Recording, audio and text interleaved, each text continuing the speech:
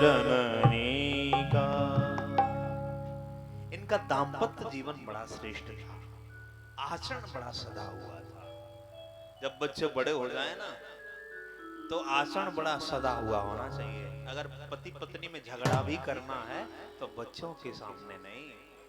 अगर झगड़ा करना है, बच्चे जब विद्यालय चले जाएं, पढ़वे चले जाएं, तब झगड़ लो। अब बच्चे जब आ जाएं तो वही प्रेम पूर्वक। परिवार में लड़ाई झगड़ा बिल्कुल अच्छा नहीं। जिस घर में कलह होती है ना, उस घर में लक्ष्मी का वास नहीं होता है। चली जाती है रूठ करके, उस घर से लक्ष्मी। इसलिए कलह नहीं होनी चाहिए। और बच्चों की जो निगाह होती ना, बच्चों की जो आंख होती है, बच्चों की जो आंख के जो कैमरे होते ना, भाई बड़े दिव्य होते हैं, श्रेष्ठ होते हैं। एक एक बात रिकॉर्ड होती रहती है।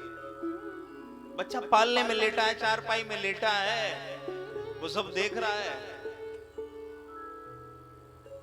कैसे आप रिश्वत ले रहे हो, कैसे आप दादी को गाली दे रहे हो, कैसे आप बाबा के साथ में व्यवहार कर रहे हो, कैसे बुआ के साथ में व्यवहार कर रहे हो, कैसे मेरी माँ को प्रताड़ित कर रहे हो। बोलता कुछ नहीं है, लेकिन रिकॉर्ड सब होता रहता है। इसलिए बच्चों के सामने आचरण बहुत सदा हुआ होना चाहिए। क्या खाना, क्या नहीं खाना, क्या बोलना, क्या नहीं बोलना, कैसे रहना।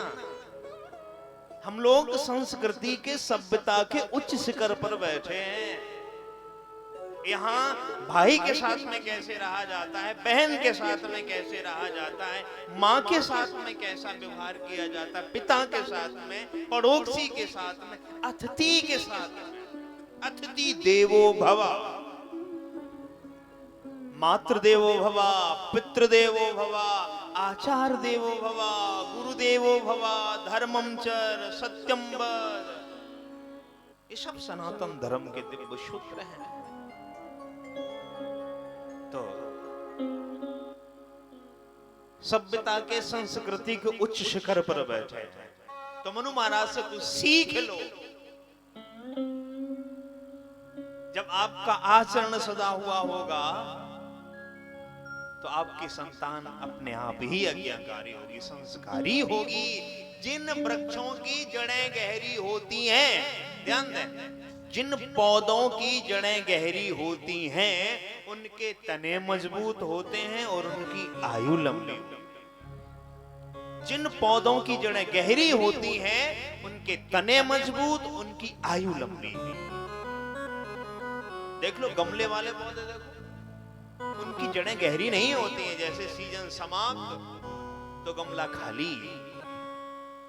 बट वृक्ष देखो, बरगद का बिल्कुल जरा सा नन्हा सा पौधा होता है, बरगद का, पीपल का, और जैसे ही मारा धीरे धीरे समय उसकी जड़ गहरी जाती है। ठीक इसी प्रकार से जिन बच्चों की संस्कार रूपी जड़ें गहरी होती हैं,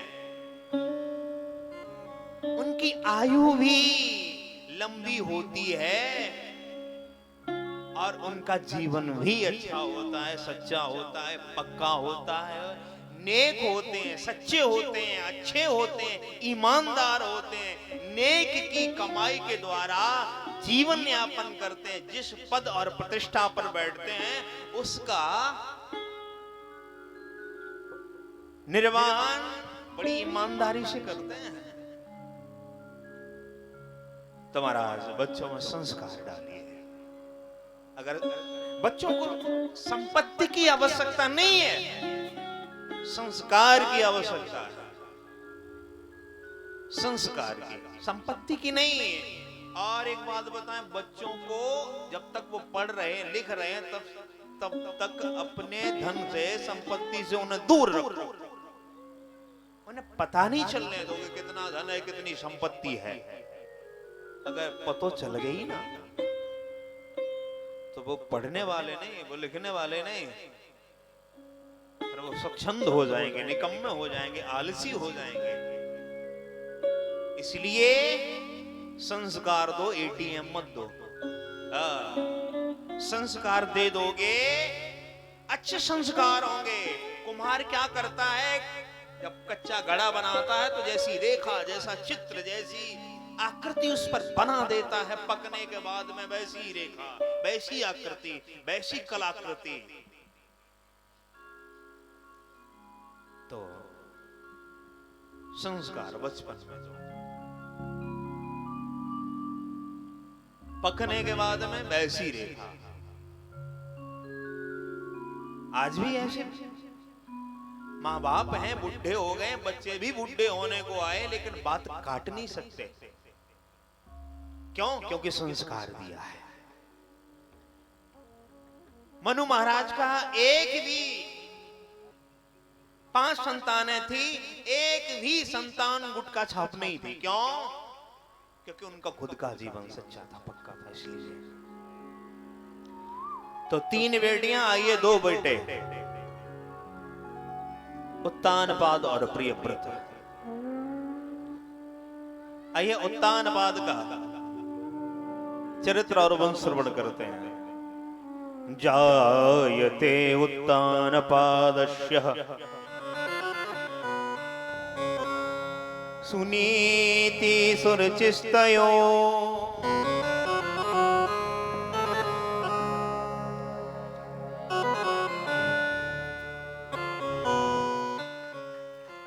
सुरुचि प्रेयसी पत्नी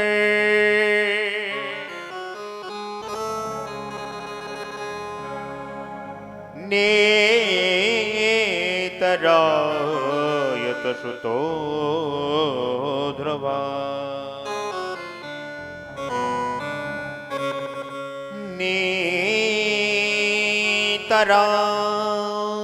नेतरायत सुतो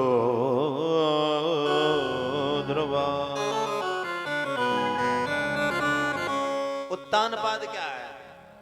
उत्तानपाद का मतलब क्या है? उत्तानपाद किसे कहते हैं? उत ऊर्ध्व पादा यस्य सह उत्तानपादा। हम सभी लोग उत्तानपाद हैं।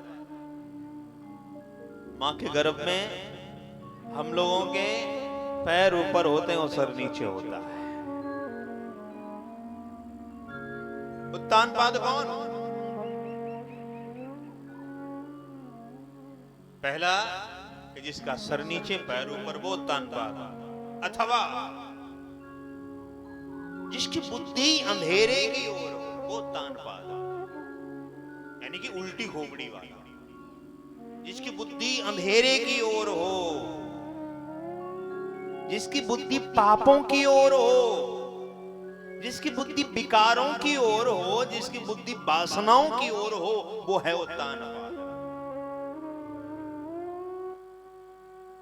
और एक बात कहूं, जब तक सच्ची निष्ठा न जगे, जब तक सच्ची भक्ति ना हो, और जब तक परमात्मा को पाने की जिज्ञासा ना हो, तब तक बुद्धि उल्टी ही रहती है। बुद्धि सीधी कब होती है? जब भगवत मिलन की लालसा, भगवत मिलन की जिज्ञासा, भगवत मिलन की इच्छा, तब बुद्धि सीधी होती है। अन्यथा जो खाने में, पीने में, हंसने में, रोने में, गाने में लगा हुआ है, उसकी बुद्धि उल्टी है। हम लोग कौन हैं? उत्तानपाद। ये कथा कौ और की नहीं है, हमारी आपकी ही कथा है। उत्तानपाद की 2 पत्नियां। एक पत्नी का नाम है सुनीति।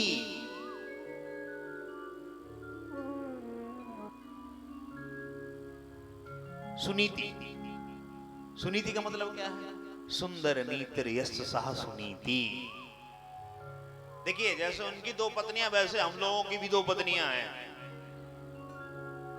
एक है सद्बुद्धि। सुनीति कौन है? सद्बुद्धि। सुनीति कौन है? सत्य। सुनीति कौन है? अच्छे विचार। सुनीति कौन है? मर्यादा। सुनीति कौन है? ज्ञान। सुनीति कौन है? सद्बुद्धि। सद्बुद्धि है सुनीति। और दूसरी पत्नी कौन है? सुरुचि। सुरुचि का मतलब जो रुचियों के अनुसार जीवन जिए वो सुरुचि, रुचियों के अनुसार। रुचि के अनुसार जो जीवन जीता है ना, उसका जीवन कैसा होता है? अंधकार में होता है। जो सद्बुद्धि का प्रयोग करके जीवन यापन करता है, उसका जीवन कैसा होता है? प्रकाशमय होता है। सुनीति ने ध्रुव को जन्म दिया, जो आज भी आकाश में चमक रहा है। मनमानी बुद्धि जो थी सुरुचि, उसने उत्तम को जन्म दिया। उत्तम का मतलब क्या है? उत्तम का संधि विच्छेद करो तो अर्थ क्या निकलेगा? उत माने गहन और तम माने अंधकार। जो रुचियों के अनुसार जीवन जीते हैं, जो स्वेच्छाचारणी बुद्धि का प्रयोग करके जीवन जीते हैं, जो मनमाना मन में आवे वो करने लगे ना। और ये शास्त्र पुराने हैं गए। अम्मा की तो उम्र 60 की है गई, अम्मा तो सठियाए गई, पिताजी सठियाए गए, संतन की बुद्धि मारी गई है। कलयुग का समय है। एक प्रमाण पत्र मिल गया। क्या? कोई गलत काम करते हैं तो क्या? अरे महाराज कलयुग है। कलयुग खाक है? कलयुग खाक है? एक झूठा प्रमाण पत्र मिल गया कि महाराज कलयुग का समय है। अब कलयुग का समय कह करके जो भी कार्य नहीं करना है उस कार्य को कर बैठते हैं। जो कार्य नहीं करना है और कलयुग का समय है कह करके वो कार्य कर लेते हैं। अरे महाराज सुनीति क्या कहती? सुनीति क्या कहती? कि सत्य बोलो, सत्य तोलो। और सुरुचि क्या कहती है? सुरुचि मनमानी बुद्धि। और सत्य तोलते रहे ना तो दुकान के शटर गिर जाएंगे। अब देखिए कोरोना के समय में 50 पैसे का टैबलेट महाराज 5-5 हजार में बिको। 50 पैसे को टैबलेट। ये क्या है? ये सुरुचि है, स्वेच्छाचारणी है। कहा कि 10 की चीज अगर 1000 में नहीं बेचेंगे शटर गिर जाएंगे, व्यापार ठप हो जाएगा। बेचिए लेकिन दाल में नमक के बराबर। लो पैसा, सामने वाले को भी दिक्कत ना हो। ना जाने कितने ऐसे बेचारे गरीब लोग मर गए जिनको ऑक्सीजन सिलेंडर नहीं मिला, जिनको इंजेक्शन नहीं मिला, जिनको समय पर दवाई नहीं मिली, जिनको समय पर बेड नहीं मिला, जिनको समय पर हॉस्पिटल नहीं मिला, जिनको समय पर अच्छा डॉक्टर नहीं मिला। क्या किया जाए? तो समय ज्यादा न लेते हुए जो रुचियों के अनुसार जीवन यापन करते हैं उनका जीवन अंधकार में होता है, और जो सद्बुद्धि का प्रयोग करके जीवन यापन करते हैं उनका जीवन प्रकाशमय होता है। तो कथा तो आप जानते ही हैं कि किस प्रकार से सुरुचि के सौंदर्य पर रीझ करके उत्तानपाद महाराज ने सुंदर पत्नी सुनीति को घर से निकाल दिया, खंडर में रहने लगी। और संत की कृपा से एक दिन राजा शिकार खेलते हुए भटक गए, जंगल में गए और उसी गुफा में पहुंचे, खंडर में पहुंचे और दोनों दंपतियों का मिलन हुआ। कालांतर में बच्चे ने जन्म लिया। इधर महल में सुरुचि ने उत्तम को जन्म दिया। दोनों बच्चे बड़े हुए। एक दिन ध्रुव जी का मन हुआ पिता से मिलने का। मित्रों ने बताया कि तेरे पिता तो यहाँ के महाराज हैं, तो अपने पिता से मिलने के लिए आए। जैसे ही गद्दी पर बैठने का मन बनाया, उत्तानपाद ने गोद में लेकर के जैसे ही बिठारने का मन बनाया, इतने में दौड़ करके सुरुचि आई। और जैसे सुरुचि आई, सुरुचि ने महाराज ध्रुव का हाथ पकड़ा, गद्दी से पकड़ कर नीचे उतार दिया। इस गद्दी पर बैठने का तुम्हारा अधिकार नहीं है। भले ही तुमने महल की बड़ी रानी के गर्भ से जन्म लिया है। कहा कि मां अगर मैं गद्दी पे बैठना चाहूं तो मुझे क्या करना पड़ेगा? तो बताया